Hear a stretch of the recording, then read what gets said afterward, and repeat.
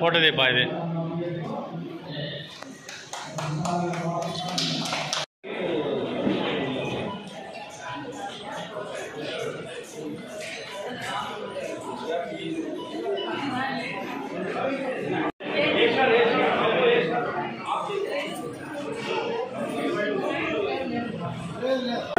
Okay.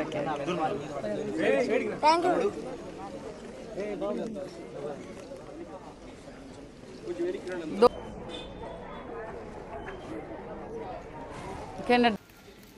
సుమారుగా ఈ building renovation కి 56 లక్షలైంది. 56 లక్షలు నేను ఒక్కటే ఏం పెట్టలేదు.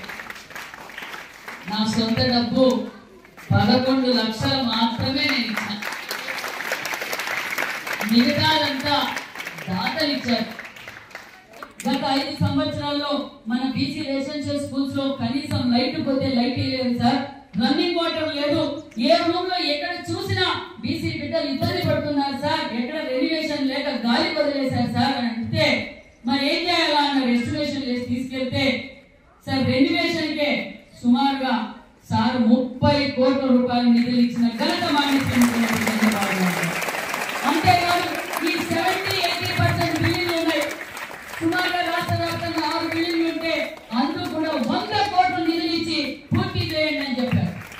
మరి నేను ఇక్కడి నుంచి ఛాలెంజ్ చేస్తున్నా, బయట మాట్లాడేది కాదు, అభివృద్ధి పైన చర్చ రావాలి. ఇక్కడి నుంచి కూడా ఏదో చేసేస్తామని వలసపక్షులు వచ్చి ఇక్కడ మా ఎమ్మెల్యే ఇక్కడ బీసీ మంత్రిగా పనిచేశారు. మరి బీసీ మంత్రిగా పనిచేసిన వ్యక్తులు ఈ ప్రాంతాన్ని ఏ విధంగా అభివృద్ధి చేశారు? బీసీ ఆస్తులు నేను బీసీ బిడ్డ అని చెప్పుకున్నారు ఇక్కడ మాజీ ఎమ్మెల్యే గారు, మాజీ మంత్రి గారు. మరి ఇక్కడికి వచ్చి ఒక రోజు నిద్ర కూడా చేసినట్టున్నారు. ఇక్కడికి వచ్చి ఈ స్కూల్ ఏదో ఉద్ధరిస్తానని చెప్పి ఇక్కడ నిద్ర కూడా చేశారు. మీకు గుర్తుందా? 10th క్లాస్ పిల్లలకి గుర్తుందా? ఒకసారి గతంలో బీసీ మంత్రి వచ్చి ఇక్కడ పడుకుని మీ స్కూల్ ఏదో చేసేస్తా